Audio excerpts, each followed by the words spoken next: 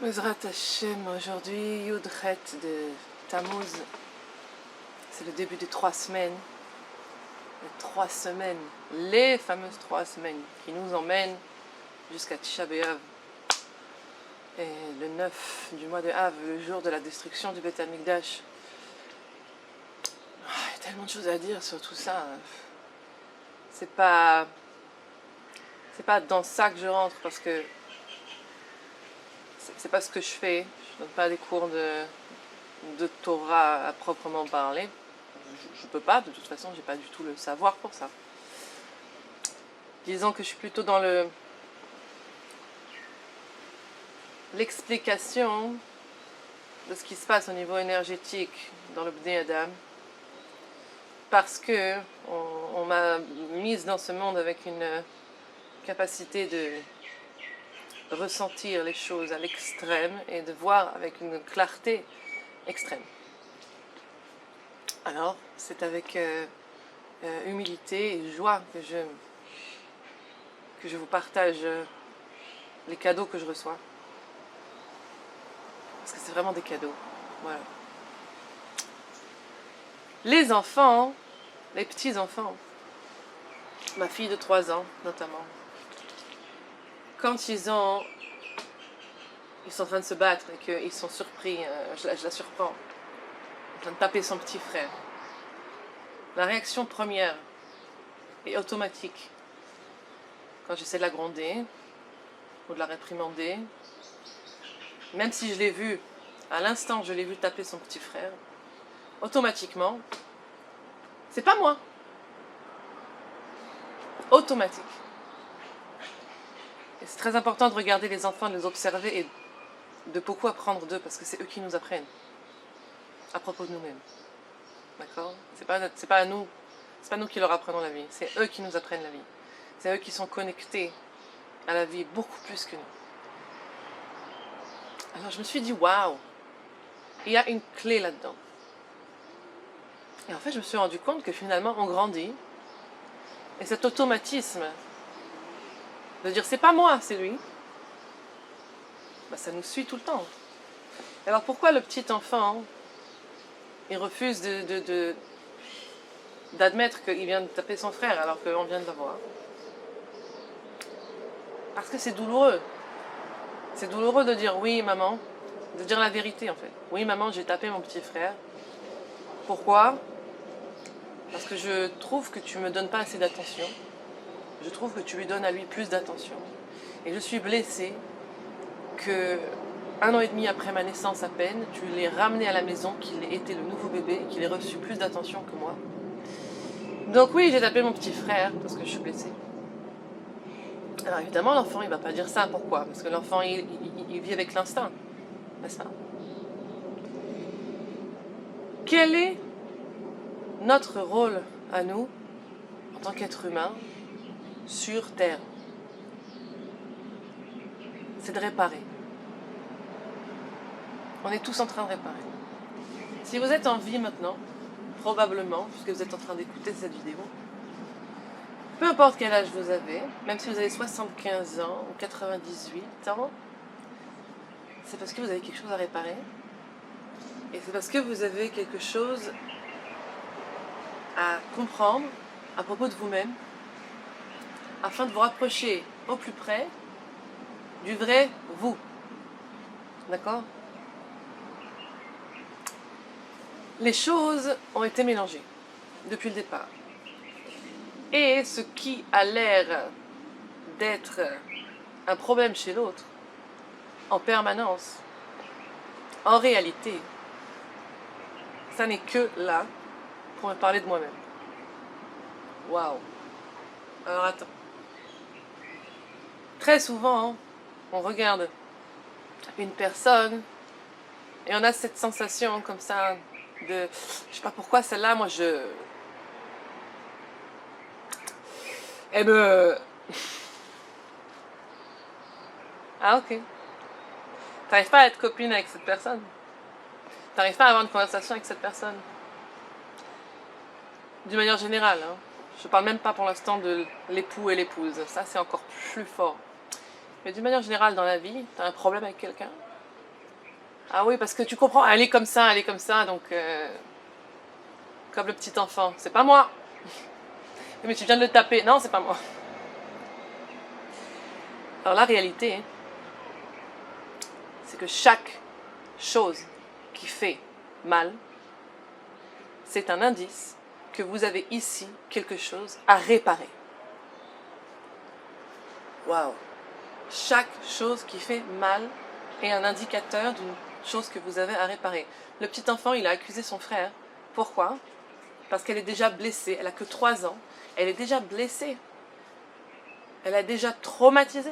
Elle a déjà reçu un trauma de la vie en ayant été remplacée par un autre petit bébé qu'elle-même au sein de sa famille, et donc elle a reçu moins d'amour de ses parents. Ça, c'est une chose qu'elle a perçue. Elle a perçu moins d'amour. Donc, nous, quand on a cette bonne femme-là, ah non, je l'aime pas, elle est problématique. Ouais, c'est ça, j'ai entendu beaucoup des choses comme ça, des gens qui parlent d'autres. Je parle dans le milieu religieux, évidemment, hein, mais des gens qui parlent d'autres comme ça. Ah, elle est problématique, celle-là. Ah ouais? La vérité, ah, ça fait mal. Ouais, je sais, ah, ça fait mal. La vérité, c'est que cette personne-là, hein, elle t'a été envoyée pour te montrer quelque chose chez toi que tu n'as pas réparé. La réparation, ça fait mal. D'accord? Maintenant, dans le mariage. Dans le mariage, on nous a envoyé notre zivug exactement pour nous montrer tous ces points à réparer. Ça veut dire que il va appuyer exactement là où ça fait mal. Alors à chaque fois, dans mon mariage, à chaque fois qu'il y a quelque chose qui me fait mal, je dois comprendre que personne ne me fait rien. Personne ne me fait rien. C'est à l'intérieur de moi. Baruch Hashem, j'ai été à une Brit Mila la semaine dernière à Tel Aviv et j'ai fait la rencontre du siècle, de ma vie. Une femme que j'ai perçue pendant que j'étais en train de manger. Je l'ai aperçue et je me suis rendu compte qu'elle était brûlée. Et il se trouve que de fil en aiguille comme ça, elle m'a été présentée. On est parti marcher comme ça dans son quartier. Et je lui ai demandé comme ça, je lui ai dit, mais vous habitez ici, Tel Aviv, il y avait eu beaucoup d'alertes aux roquettes l'année dernière pendant la guerre. Comment ça s'est passé? T'as des enfants et tout, vous avez réussi à vous abriter, etc. Et elle me dit, moi je suis une survivante d'attaques terroristes. Et elle me dit, j'étais la barmaid du bar qui a explosé en 2002 à Tel Aviv. Et ce soir-là, elle a été appelée. Elle ne devait pas travailler, elle a été appelée pour un remplacement. Et elle est venue travailler ce soir-là, exceptionnellement. Et donc le terroriste est arrivé, boum, il s'est fait exploser et a emporté avec lui tout un tas de vies. Et elle était la barmaid. Elle est restée 3 mois dans le coma. Et bien sûr, elle a eu des greffes, des tonnes de greffes de peau. Et ici, elle a un bout de doigt qui manque, comme ça, elle porte des gants. Et il se trouve que, bien sûr, Baruch Hashem, elle a trouvé Rabbi Nachman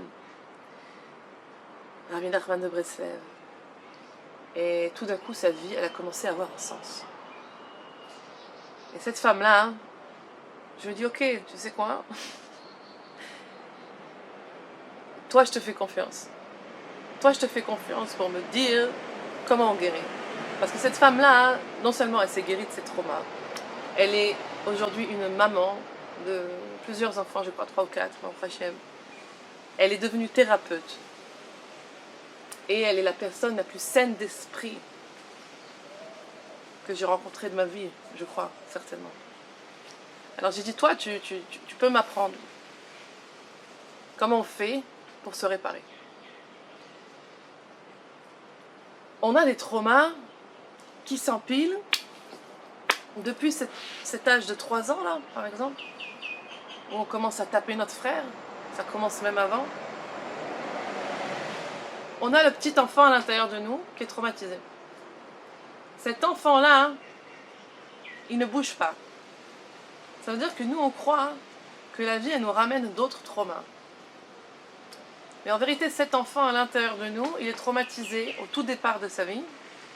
Et en fait, à chaque étape difficile, à chaque nouveau trauma, le fait même que l'on souffre, c'est pour pouvoir nous rappeler le traumatisme initial de ce petit enfant-là à l'intérieur de nous, qui lui doit être réparé. C'est pour ça qu'on a tous cette impression insupportable de trauma qui s'empilent les uns après les autres et que ça ne finit plus et que c'est incessant et que ça recommence et que c'est un cycle et que c'est un cycle et que ça revient. La réparation,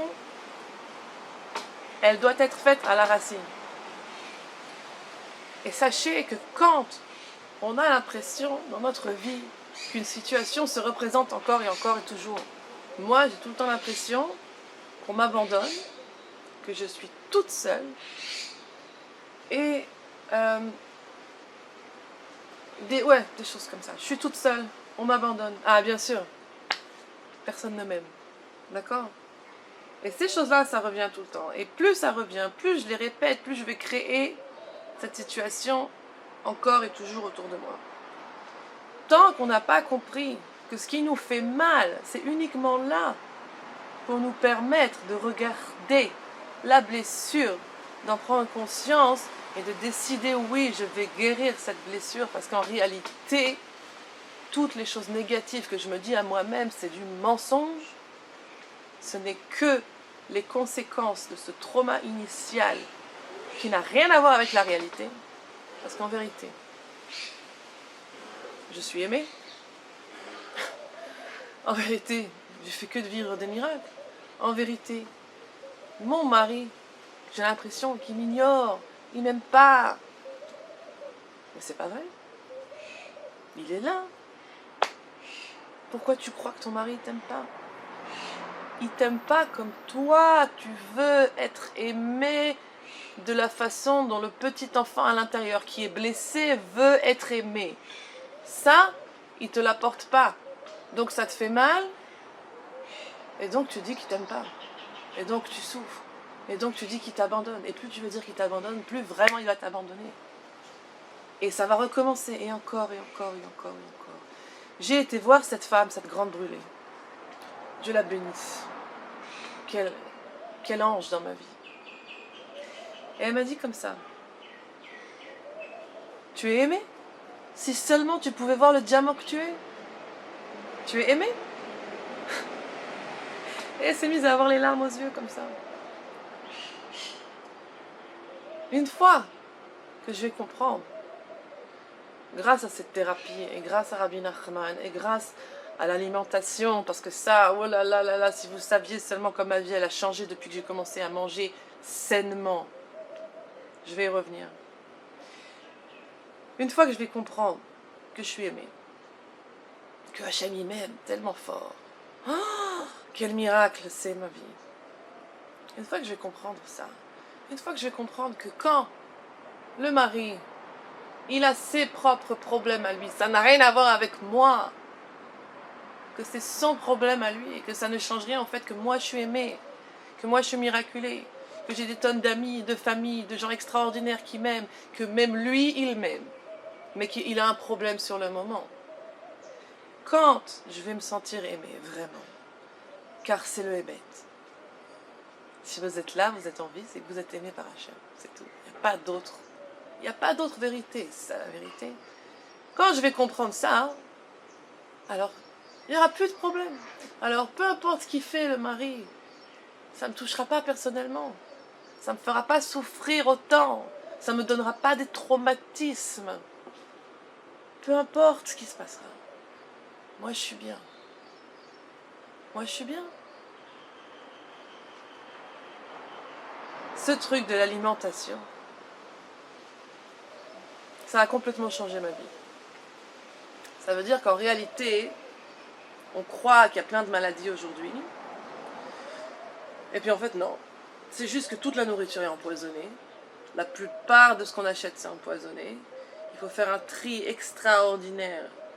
Et il faut une volonté extraordinaire de se rapprocher de l'arbre de vie, de l'Etz HaChaim, pour pouvoir toucher du doigt cette fameuse réparation qu'on a à faire. Il y a un travail extraordinaire de tri dans ce qu'on mange. La plupart des choses qu'on achète sont empoisonnées. Donc, vraiment. Alors, comme il dit le Rav Besançon dans son livre, au départ, vu de loin, tout est inversé, tout est à l'envers. Ça veut dire qu'on a l'impression que ce qui est bon au goût, alors ça va être bon pour nous, ça va nous faire profiter de la vie, mais pas du tout, pas du tout, pas du tout. Je vais manger des petites gaufrettes, là, comme il y a beaucoup en Israël, des petits Doritos, des petits... tous ces trucs-là, c'est que du poison, ça n'a aucun apport nutritif, ça ne fait que de rendre fou, ça rend les enfants fous. Enlevez ces trucs-là aux enfants, vous allez voir tout d'un coup, plus besoin de Ritaline, plus besoin d'antidépresseurs, plus besoin de tous ces trucs-là.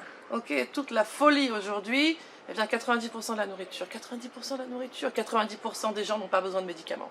Ok, donc déjà ça, la nourriture, évidemment cachère, mais sachez que maintenant il n'y a plus besoin, c'est pas tout ce qu'il y a un tampon de cache-route qui est cachère. C'est fini, c'est fini. C'est fini, il faut beaucoup prier, il faut se rapprocher de Rabbi Nachman, Tzadik Haemet, et demander de voir la vérité pour ce qui est aussi de la nourriture. C'est pareil, vous allez voir, plus vous allez commencer à vous rapprocher de la nourriture saine, réellement, qui va vous apporter des nutriments, etc., plus vous allez voir le Haemet, plus vous allez avoir de la clarté d'esprit. D'accord? C'est très fort ce que je vous raconte parce que je suis en train de le vivre. Les choses qui ont l'air rébarbatives, en vérité, sont bonnes pour nous. Les choses qui ont l'air super attirantes et bonnes pour nous, en vérité, nous détruisent. D'accord? Si on veut se réparer, on se rapproche d'une nourriture saine, on se rapproche d'un mode de vie plus sain. Apprendre à respirer, moi je ne sais toujours pas respirer, Rabbi Nachman, il a fait tout un livre là-dessus. Apprendre à respirer, faire du sport, faire beaucoup de doutes et comprendre qu'on est là pour se réparer. Alors, si tu as 70 ans et que tu crois que tu as tout vu de la vie, tu n'as rien compris. Ça veut dire que tu n'as rien compris. Si tu crois que ça fait 40 ans que tu apprends des choses et que tu as accumulé un savoir, tu n'as rien compris. Parce que aussi longtemps que tu me diras que tu as une copine là-bas qui est problématique, ça veut dire que tu n'as pas compris que le problème il est à l'intérieur de toi. Alors peu importe quel âge tu as, peu importe quel niveau de Torah tu as, tant que tu n'as pas compris qu'autour de toi, il n'y a personne qui a un problème, si ce n'est à l'intérieur de toi-même.